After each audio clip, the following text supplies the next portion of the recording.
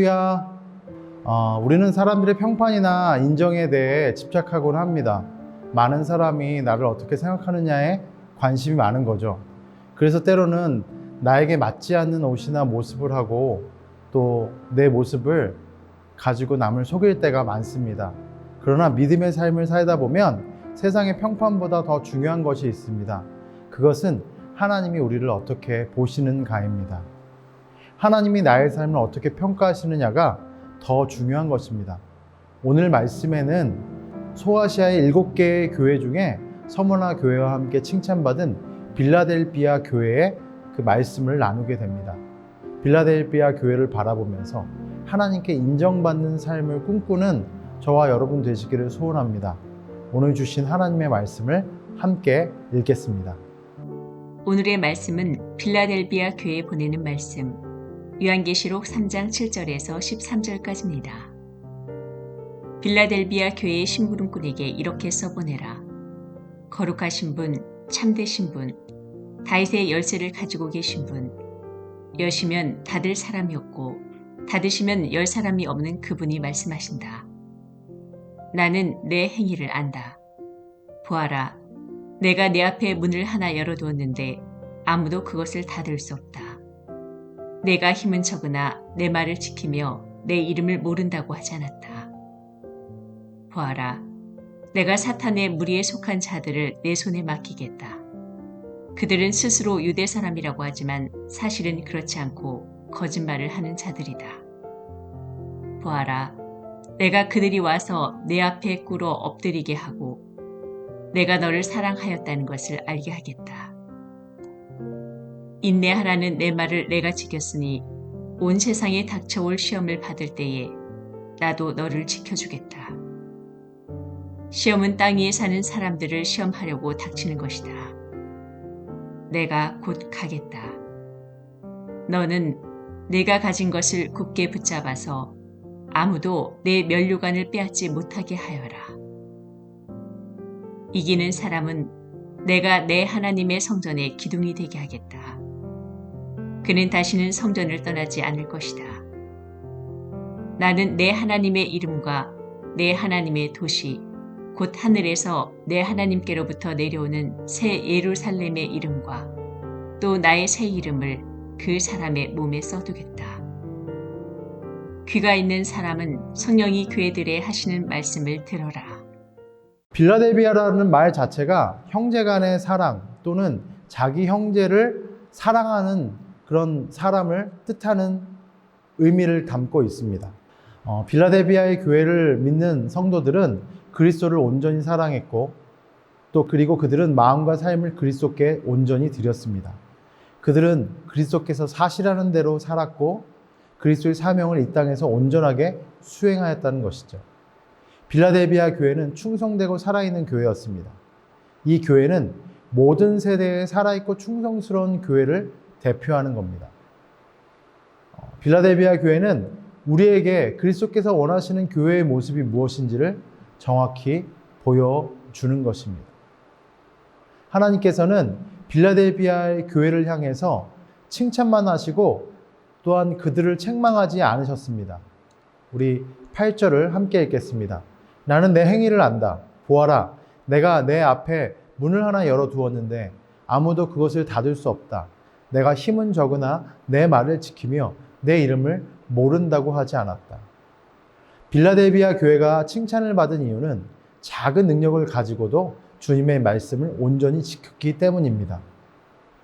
빌라델비아 교회는 우리가 앞에서 나누었던 4대 교회와 비교하면 매우 작은 규모의 교회였습니다. 별로 영향력이 있을 것 같지도 않았던 교회였던 것이죠. 그러나 주님은 규모로 교회를 평가하시지 않으셨습니다. 물론 하나님께서 빌라델비아 교회를 칭찬하신 이유는 작은 규모 때문도 아닙니다. 작은 교회가 하나님의 말씀을 더 철저히 지켰기 때문입니다. 이것은 곧 우리의 모습에도 동일하게 적용될 수 있습니다. 우리는 무엇을 성취하는가로 우리의 인생의 성공을 평가하지만 하나님은 우리의 인생을 성취로 평가하시지 아니하시고 오직 하나님의 말씀을 어떻게 순종했는지로 평가하시는 것입니다. 이렇게 충성한 빌라델피아의 교회를 향해서 또한 주님은 약속하고 계십니다. 우리 10절과 11절 읽겠습니다. 인내하라는 내 말을 내가 지켰으니 온 세상에 닥쳐올 시험을 받을 때 나도 너를 지켜주겠다. 시험은 땅 위에 사는 사람들을 시험하려고 닥치는 것이다.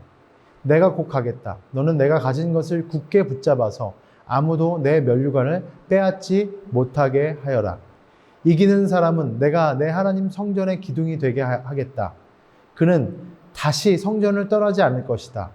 나는 내 하나님의 이름과 내 하나님의 도시, 곧 하늘로부터 내 하나님으로부터 내려오는 새 예루살렘의 이름과 또 나의 새 이름을 그 사람의 몸에 써두겠다. 하나님께서는 오늘 빌라델피아의 교회를 향해서 모든 사람들이, 적들이 그들 앞에 굴욕당하게 하겠다고 우리 구절을 통해서 약속하시죠. 그리스도인들을 사납게 공격하는 거짓 교사들과 그들을 핍박하는 모든 압제자들은 결국에는 패할 것입니다. 그 일이 어떻게 이루어질지 약속에 나와 있지 않지만 아마 그들 중 일부는 사도 바울처럼 회심하고 그들의 동역자가 될 것이고 또 그들의 일부는 하나님께서 온전하게 넘어뜨리게 되실 것입니다. 또한 주님은 빌라델피아의 교회가 계속 강하고 안전하게 될 것이라고 11절과 12절을 통해 말씀하시죠. 하나님은 자신이 불시에, 주님이 자신은 불시에 갑자기 오실 것을 말씀하고 계신데 이것은 그들이 아무도 하늘의 상을 빼앗지 못하게 하려고 계속 그들의 확신을 굳게 잡는 동기가 되었음이 분명합니다. 아울러 여기에는 영혼에 대한 큰 약속이 따라오는데 바로 이기는 자들이 하나님의 성전의 기둥처럼 될 것이라는 것입니다. 빌라델피아 교회는 AD 17년에 일어난 지진으로 땅이 흔들릴 때 붕괴당하고 사라졌지만 그와 달리 빌라델피아 교회는 하나님의 성전에 들어가 보호받게 될 것을 이야기하고 계신 것이죠.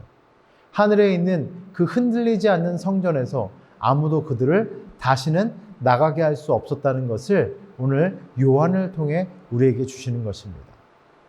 이것은 또한 우리가 그리스도 안에서 영원히 안전한 존재라는 사실을 분명히 보여주는 그림이기도 합니다. 마지막으로 주님은 빌라델피아의 교인들에게 새로운 소속을 약속하셨습니다. 12절에 살펴보면 그렇게 나와 있죠.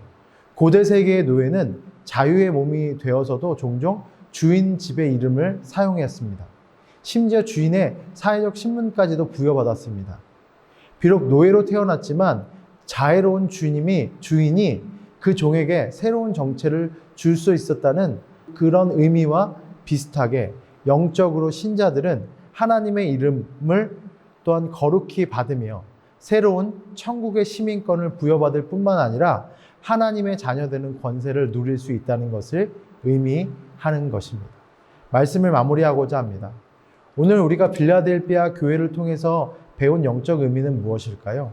첫째는 하나님의 일은 어떻게 보면 성취와 성공의 중심에서 무엇을 성취했냐가 아니라 바로 내가 하나님의 말씀을 어떻게 순종했느냐에 따라서 그분께 칭찬받을 수 있는지 없는지가 결정되어진다는 것입니다.